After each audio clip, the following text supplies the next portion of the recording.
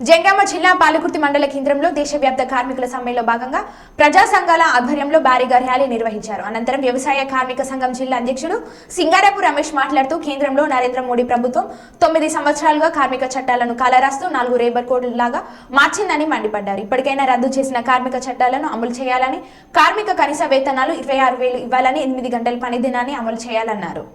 ఏమైనా ప్రమాదంగా కార్మికులకు 10 లక్షలు ఇవ్వాలని డిమాండ్ చేస్తున్నాం. ఒకవేళ ఈ డిమాండ్ కనుక అమలు పెట్టకుంటే మరి ఈయన ఈ మధ్యకాలంలో అనేక రాముని పేరు చెప్పుకొని మీరు యూట్యూబ్లో ఛానల్లో చూశారు, వాట్సాప్లో చూస్తున్నారు.